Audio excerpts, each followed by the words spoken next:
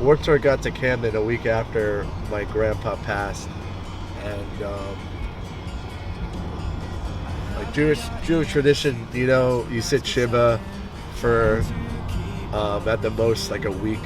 Um, we sat Shiva for 5 days for my grandpa, and the last day was Warped Tour, and you know, I had to I had to tell my grandma and I had to tell my mom that like, you know,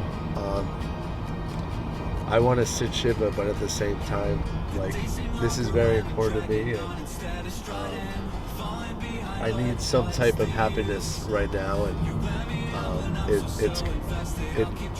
it would be better for me to not be at Shiva this day. And they agreed, and it was crazy because the Smiling Summer they opened with that song, and I was getting really upset, and my buddy Andrew like grabbed me, and we started singing together, and like and then we just like sang the whole set with our hearts out. Like Jimmy was talking about like how many people were there. It was packed.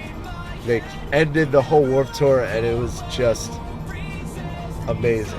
And in the middle of the set, my friend Steph found us. We like lost her like a couple hours. That's kind of what happens at Warped Tour sometimes. You just kind of lose people in the massive amount of people. But we like found each other and like started singing during Devil in My Bloodstream, and it was just a great day. It was just a fantastic day. Just to and I just kind of felt like the fact that they opened with the Smiling Summer, that like my grandpa was, he was there.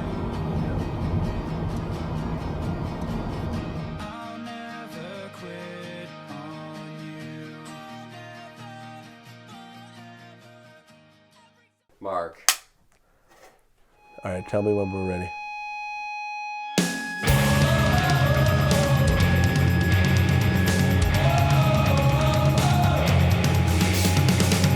I'm having trouble waking up these days. 3 cups in and all my food can do is shake, shake, shake, shake to the song that ended our last mixtape. My car won't start, my bike won't work. I was a jerk and I'm sorry. For what it's worth, I've done my worst. So cut me off, don't forgive me. You caught me spiking my own punch behind the bar. Drinking words like wine and chewing everywhere. I feel like this is a continuation of what we were doing last year, where we were talking about what pop punk is and the culture of the genre. But I feel like now I want to talk about why it's so important and the impact it can have on a person. Not only in my life, but in other people's lives as well. Because I feel like this genre can be taken for granted and people don't realize how important and special it can be. I want to dive into people's stories, how much pop punk is special to them and how much it's changed their lives, just like mine. My dad also listened to this type of music and go to shows with me and relate to this type of music, just helping us get through the death of his dad and my grandpa. I think that got us closer together, and I think I can thank the Wonder Years and pop punk for that.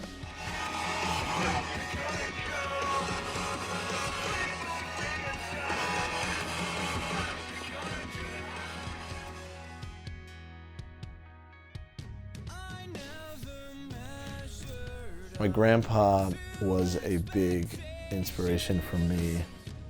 He kind of was the person that helped me out when I was going through some hard times, and he kind of gave me a lot of advice throughout my life. My favorite singer, band, and my favorite genre was going through the exact same thing I was at the time. It was It was something that I really could go to in my time of need. I feel like if it wasn't for that album, I mean, I don't know how well I would have been, you know, especially now.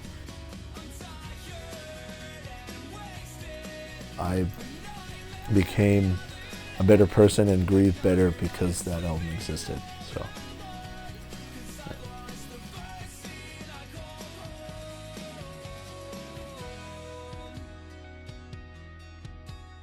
Yeah, I'm really excited.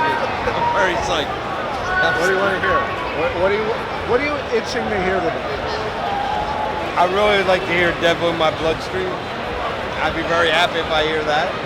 But I know I'm going to hear so many songs that I like anyway, so it doesn't matter. I'm just excited. When you go to a pop punk music festival, people are in motion.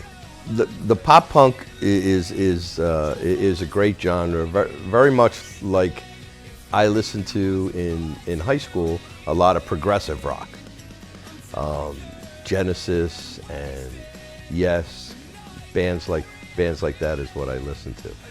Where I think the Wonder Years plays into a lot of what I like is more on the local side, where I was really, when I was a teenager and all through college, and today I really like Bruce Springsteen. And I see a lot of parallels between the Wonder Years and Bruce Springsteen. The lyrics, the local aspect of it, the fact that, you know, Bruce was from New Jersey and the Wonder Years are from Philadelphia, all the references of local places and things that, you know, you've seen and done. And I really think that that's what kind of got me into the Wonder Years.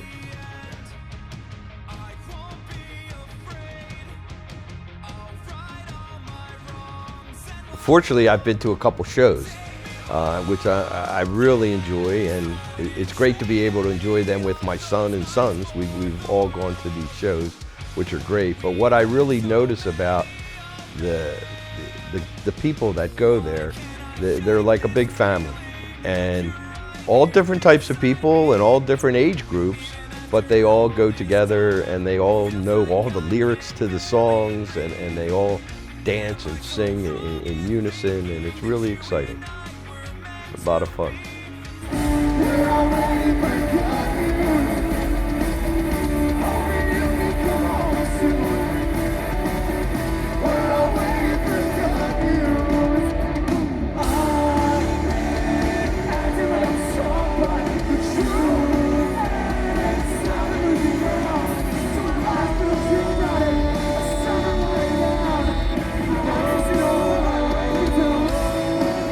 Both of my sons are into Bruce, and they both like Bruce, so it's exciting. All two sons like the Genesis as well. And they got to show me the Wonder Years. My dad wasn't into my music. He wasn't into the music of the 60s and 70s. He was into 50s, the music of the 50s, the doo-wop and all. But things have changed so that now the generations are really a lot closer together, and the music has bled over into the current times. So I'm always amazed at how a lot of the bands that I grew up listening to are still around and still playing, and how much a lot of the younger people really like these bands. It's definitely something that we can do together. We like the music together. It's brought us closer together. I admire the way that my son found this genre, and like a band like the Wonder Years, they're really sharp, and it's just really intriguing that what he likes, I like, and what I like, he likes. Being able to go to concerts with him, getting to know all his friends. Last week was the third Wonder Years concert that we went to, and people know me, and it's really great. I see a lot of the friends, and we all say hello now, and I'm getting to know a lot of the people, so it's great.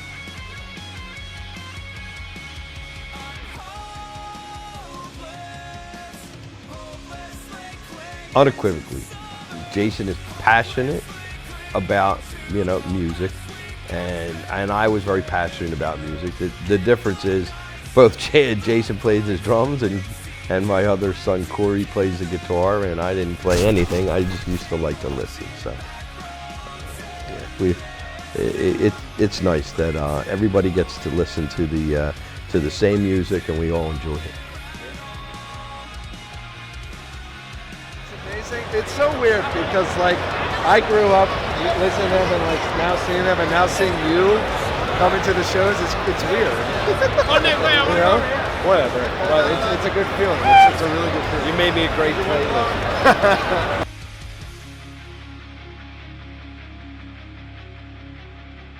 Hi, how's it going? What's going on? You ready? You ready for this?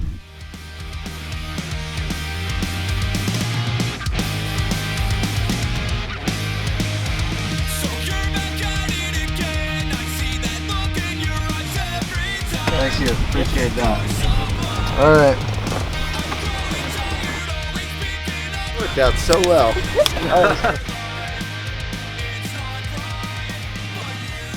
It brings everyone together, like, it really does. You're yelling these sad lyrics, but you feel better, you're getting it all out. The fact that you can dance around with people that are in like-minded mindsets. That's what it's all about. I mean, when it comes to emo night, it's a unique lifestyle, so it's pretty awesome just to be part of it. Like an acceptance, like we're all different and we're all weird in our own way. Especially pop punk, it just, you can get all of your energy out in one place. It feels like you can go somewhere and forget everything that's going on in your life and then just enjoy the music. We all like the same music and we can all like relate to it and feel that vibe and just have fun together. And that's the cool thing about pop punk music. You make a documentary about pop punk music. Pop punk is family, dude. That's all it is. There's nothing like it. When you have people that just can relate with you, you get that overwhelming feeling of just like, yes, like you are me and I am you, and it's awesome. I love it.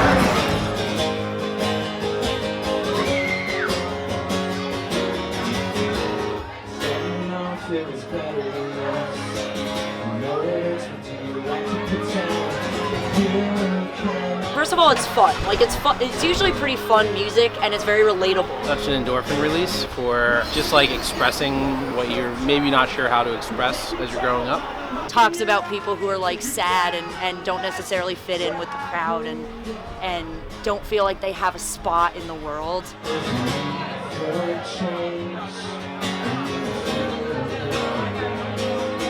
To feel free, like the weight down off my shoulders, top of the world and I can. Green Day show or like any of those kinds of the bands that are community oriented, you leave the show feeling a part of that community, and that's I think what a lot of these younger bands are trying to portray in their audiences, which I think is brilliant because it gives those kids a place to go. Be good to each other, okay? Promise? And I always tell people to this day, the best part about emo night in LA is waiting on the line, because that's where you meet all your best friends, because that's the real feeling of nostalgia of like, barely anyone's on their phone, we're all talking to each other, we're all talking about music that we're all into, and there's guys passing out, I remember the first one I went to, there was guys passing out CDs, like, oh, like no one does that anymore, you know, like, or like pamphlets of their band, check us out on SoundCloud. And I was like, wow, this is like going to old shows back in the day. And then I remember going in, and it just, you know, first felt like just like any other kind of like show. And all I saw was just like a little shitty table and a laptop. And I was like, oh, okay. And then these three kids came out, and you know, and this Fall Out Boy comes on, and I'm like, oh, so this is it. And I'm like, yeah, Sugar, we're going down. I don't know how that started, but that's the choice. And I remember being like, as soon as everybody in the crowd, you know, they had a beer in their hand and everyone's singing Fall Out Boy at the same time, there's just this emotional connection that happens instantaneously, and it feels like you're a part of something. And I was like, wow, like I love this feeling. And I remember The Used came on, and I think it was I Caught Fire, and I was like, oh, there was people jumping up on stage, and TJ, you know, I think we made eye contact, and he saw me singing the song, and he pulled me up on stage, And I just started singing, I Caught Fire. I'm like screaming the lyrics at him, and I'm screaming the lyrics out at the people, into the crowd, and just, once again, that emotional connection that gets made, there's no way to describe that. When you can see it in someone else's eyes, how you're making them feel, and how it makes you feel. And I remember thinking like, holy shit, I'm in love with this, and I want to come back here. I want to do this again. And even from then, I remember being like, I want to be a part of this. I somehow need to find a way to be a part of this. So from the very beginning, like before we branded with NITE, these were the first Emo Night shirts. Like there's not even a logo on the tag. They just sold these, and then this is an original one too, without even a logo on the tag. One of the first Sad as Fuck shirts. And then the first crew neck they made, it's not even a logo, but I love it. It said Ride or Cry, because that's the name of their business. Yeah, with the teardrop. This is hard to find unless you meet somebody from like literally the beginning. Emo Night completely changed my life, and all the friends that I've met through Emo Night, I feel like I'll have for a lifetime.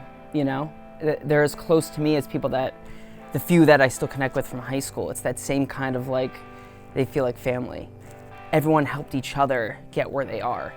And when I think of Emo Night, everyone's very much like a family, And I just think that's really important. I mean, the emo comes from the word emotional, and I think all music's really emotional, but specifically in like pop punk and do-it-yourself kind of music, it'll always be around. There's always going to be kids struggling, looking for an outlet in which they want to express themselves and feel comfortable in their own skin. And I feel like this genre of music allows anyone to do that. I think it's very important. And I mean, with parties like this, I think not only does it help other generations and younger people at these all ages shows able to hear the music, they're creating their own stuff. There's a lot of this like emo rap out now. Do I, connect with it on a deep nostalgic level? No. But when I listen to it, I can really understand, what is this younger generation going through? Why are they having such a hard time? What are their struggles in their lives now? And you can hear that in their music. And it's still emotional, it's still emo, And I think the punk rock essence is still there, it's just not what we're used to hearing. And I think that's just proof that emo music still progresses on, and music itself will always progress on as long as there's kids making it and finding a way to express themselves.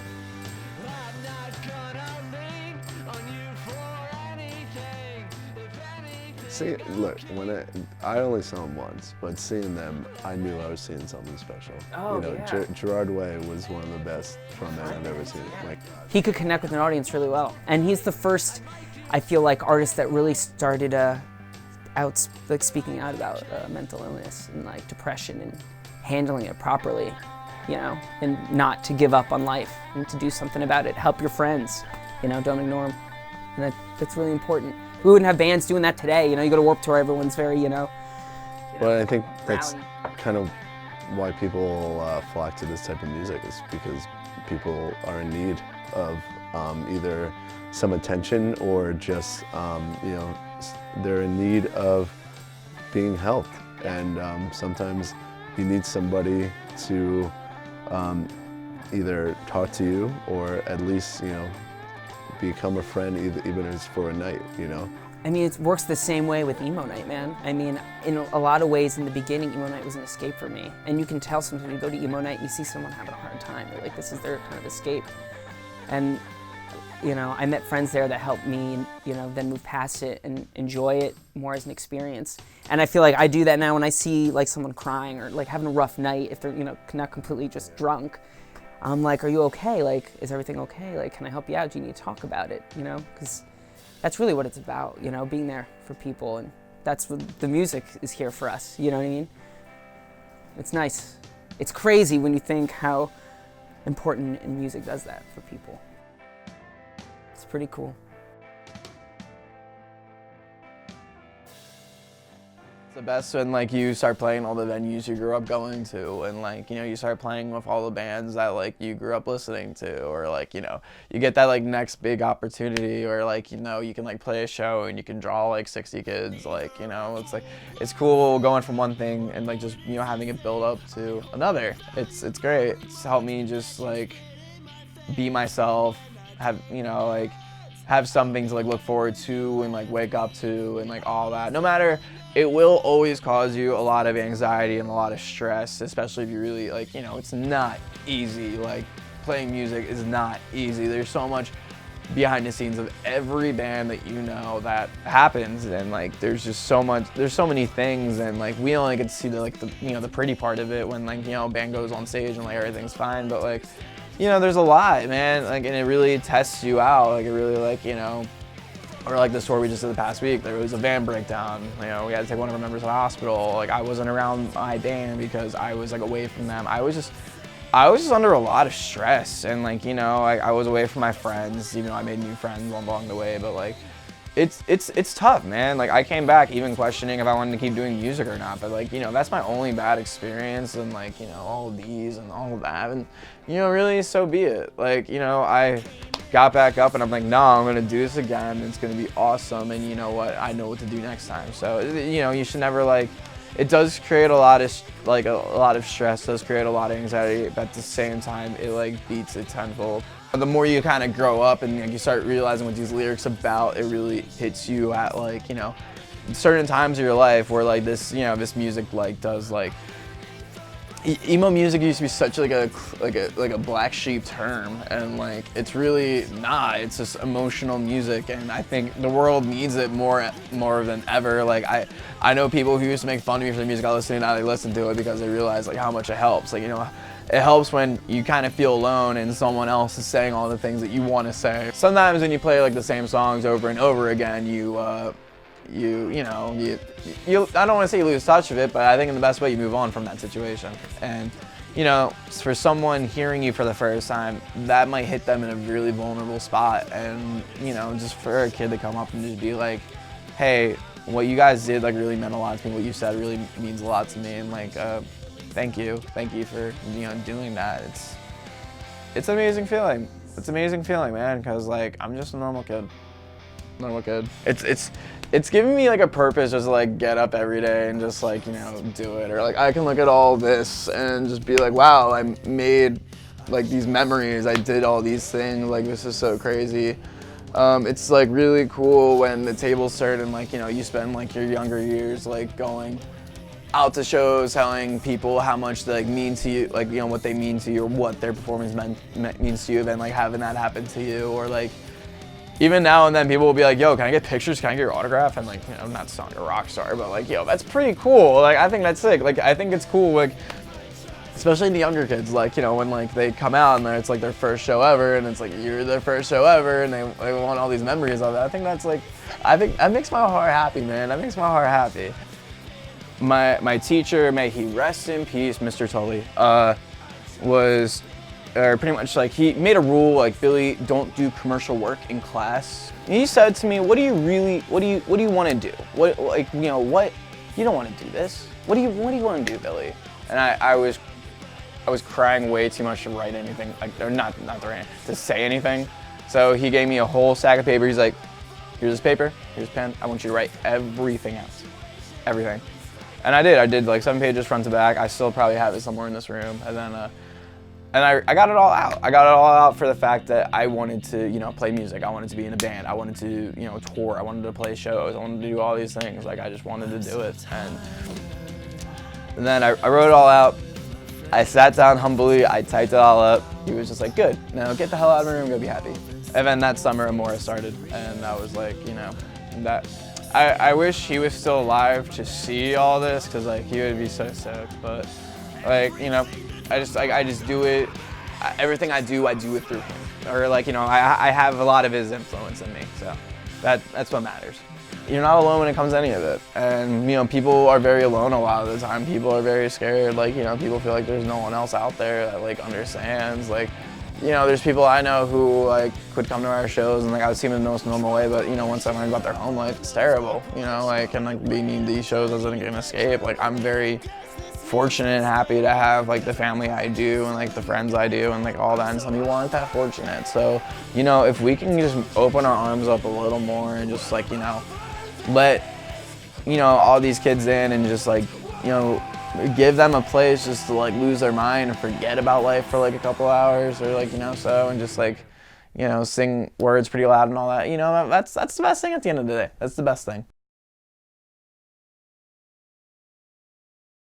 Along with 2 other people, I run a nonprofit called Lead DIY, which is epilepsy awareness in live music. Like people with lighting sensitivity and how that can negatively impact their experience at a show. Bands like to use strobe lights, mood changers, and to like enhance a song, but they can be really dangerous for anyone with lighting sensitivity, not just people with epilepsy. People with autism, a lot of people can be lighting sensitive. We have 3 different signs that we hung at shows, and the first one is green. It says, this show uses low-risk lighting. Lighting used at the show is unlikely to be dangerous for people with photosensitivity. So that's where if it's like a DIY setting or in a basement or something like that, and there's no lights just being used. The yellow one, it's a caution sign, and it should be used when you're not really sure how the lighting will impact somebody with lighting sensitivity. And then there's the red warning sign. Strobe lighting and other intense lighting will be used during the show. It will not be safe for those with epilepsy and other conditions with sensitivity to light. And that's during like a super, even if there's one instance of strobe lighting, anything, like no matter how quickly it can pass by, like it can set off a seizure. So it's important to notify anyone with a lighting sensitive condition. This community is always like really focused on making sure that the people around them have a good time, like always concerned about dropping crowd surfers, stage divers, want to make sure that like everyone's safe and still having fun. So an organization like Lead DIY that is like focused on show safety is something that everyone can relate to already.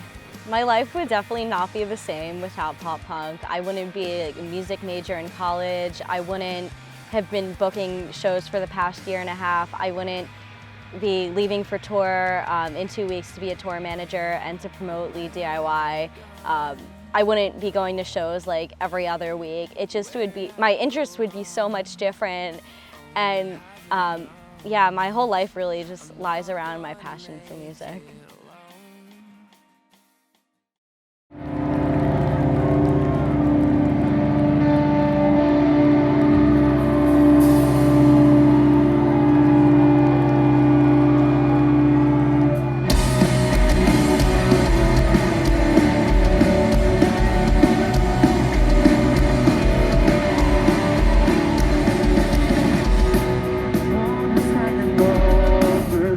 Station.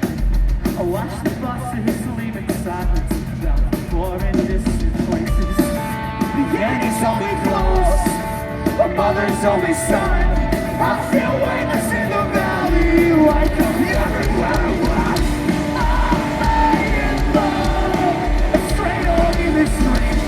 You shut me up, sister city. I'm laying low, straight on in the street.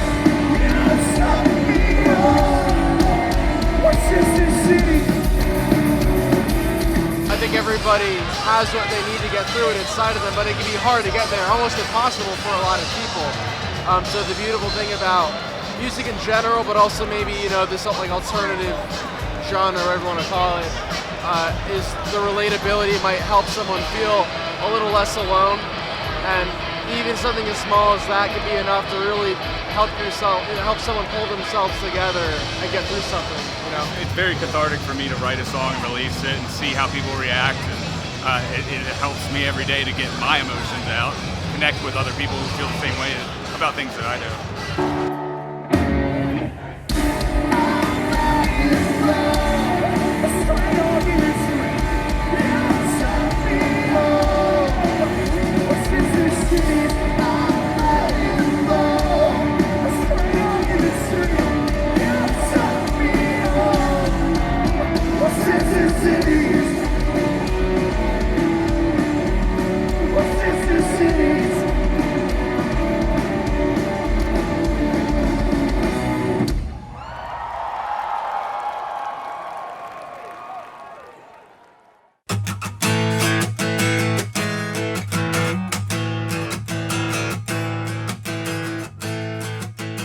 when I was, I think, 11 or 12, we got evicted. And then that house got condemned anyway. Like, we were not in the best spot. And so it was then when my mom got me my first guitar. I don't know how they did it. And I really took a knack to it. It was kind of like an escape, you know, listening to Green Day, listening to like Nest, like bands like that, and just teaching myself the songs. And it gave me this escape and this little newfound sense of creativity that I didn't otherwise have. And then I found a group of friends where I belonged. My father passed away when I was on tour. After that happened, I was just a mess and anxious, and they were like, "Do you want us to fly you home?" I go, "I can't freaking fly. I'm already having a panic attack." And we were actually sharing a van with Transit, and Transit hopped in a van with Kid Liberty, and the guys and I drove home. But when that happened, the outpouring of support, you know, kind words, even financially, like people, other bands on tour had buckets on their merch tables for money, for support, because my family had no money. And I said, I don't want anybody paying for my father's headstone but me. I don't want a friggin' dollar from anybody. So I actually ended up staying home after that tour, while Tori and all the other guys from Transit covered for me and played bass and sang, and I actually missed our first European tour because I was working to pay for my father's headstone. The support I got from the community, you know, with people wanting to help out, you know, like I said, with like, you know, things on their merch table or selling vinyl or whatever, like it actually got me through that period of time. I don't know if there's another community like the pop punk community where if something like that happens, literally everybody shows up and does their best to help you out. And I graduated with a couple of scholarships. I graduated with a music scholarship and an academic scholarship. And I said, you know what, fuck it, let's go on tour. We did our first full East Coast and full US that summer and never looked back. And I got to meet hundreds and hundreds of people, and so many people that I'm still close with 5 years after we stopped touring that are important to me. And I'm a poor kid who was homeless when he was 12, 13. I was homeless when I was 24, 26, but we've played music in 35 countries, you know? For a poor dude south of Boston who came up with nothing, to be able to see the world like that, that's what I owe picking up a bass and an acoustic guitar and being in this community too. Like, mental illness, when you're suffering from something like obsessive compulsive disorder and severe anxiety, like I'm not depressed, I've never been depressed, but when your quality of life diminishes because you can't function on a normal level because you're fighting with yourself all the time, it's a scary thing. And I had to miss a tour or two because of something like that. And I think it has to do with how hard and how stressful and how draining being a touring musician can be and is. When I was dealing with all, you know, my anxiety and my obsessive compulsive disorder, and I was getting myself right, so many people, you know, jumped in to help where they could, what they could, whether it was couches to sleep on, a ride to the doctor, a ride to Dunkin' Donuts. Like, it's a laundry list of people who have filled in for us on the road when something, you know, when I couldn't do it. The amount of people at the drop of a hat. Yeah, sure, I'll leave my house for a month and go on the road. Just get yourself better. I'm in a band that you know, come out to see, and I'm dealing with the same issues as you. It's the relatability. It's like, listen, nobody's perfect. Sometimes everybody is hurting. Sometimes you're scared and you need help. I wrote a song on Before It Caves. It's called Brace Yourself. It's an acoustic song, and it's about, you know, anxiety and not being able to leave your room. And the more we talk about this type of stuff, the more people feel like they can actually let people know that they're dealing with issues. And I think that's a huge part of music today. Yeah, I mean, I just wanted to say, you know, it's been really nice sharing this whole journey with you, and, you know, being able to share my two passions of filmmaking and pop punk with you, and just seeing how much you love it and how we can bond over that. It's just been really nice. Yeah, well, same for me. I mean, it's like, you know, I never heard of it. And after just going to these concerts, I'm really enjoying myself, and I like the music. Can't wait for the next band you tell me to start listening to. You know, and I think I really enjoyed these couple years, just going out and having fun and meeting all your friends and meeting all these people, meeting all the people that saw your first doc. It's great. And, you know, just when Pop passed, you know, this was really a way for me to, you know, feel better. And, you know, just the fact that I was able to share that with you, you know, it was really nice. And, you know, thank you for that. Yeah, well, not to steal from the Wonder Years, but he was part of the greatest generation, and, you know, Pop. So. Yeah. All right. Well, I just wanted to call. He knows. He's up there. He knows. I just want to call and, you know, say hi. Have fun. All right. I'll talk to you soon. Crazy to think about the journey in this whole experience, you know, seeing me and my relationship with my dad progress even more, and, you know, just getting through our passing of my grandpa and his dad, and, you know, seeing Rocky and how, you know, he found like a sense of family and friendship through Emo Night, and Billy found a passion through making music and singing, and Hannah basically finding a career through this genre, and Mike coming out of poverty, and, you know, having a successful lifestyle with, you know, this genre. And, you know, this isn't just music to us. This is a way of life and a part of who we are. And, you know, we take it seriously, and it's important to us mainly because, you know, this isn't like any other genre. It's personal, it's relatable, it's intimate, and we don't think we would have been the same people if we didn't have it. So, you know, we just appreciate it, and, you know, we just feel like that, you know, if we didn't have it, we probably wouldn't be ourselves and, you know, in the right state of mind.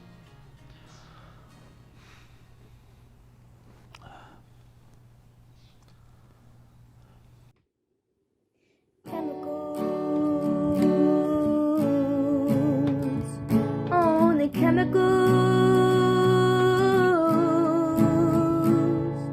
You're stuck inside my mind all day and didn't want to do your part.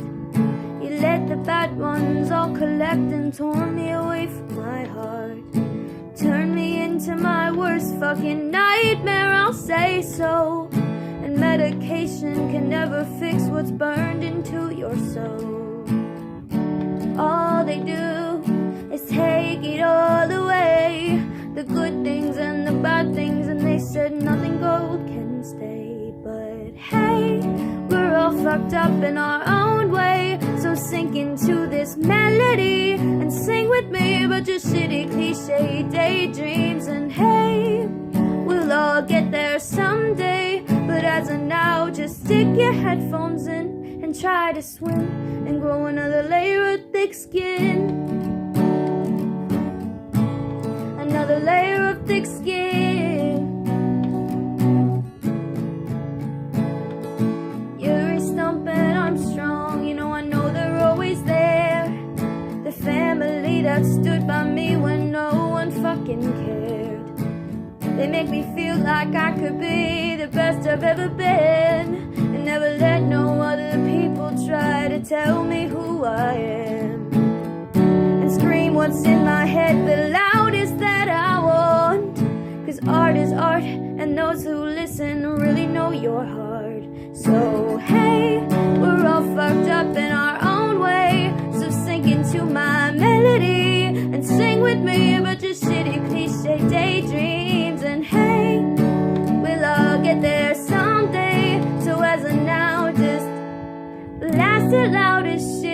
Show 'em that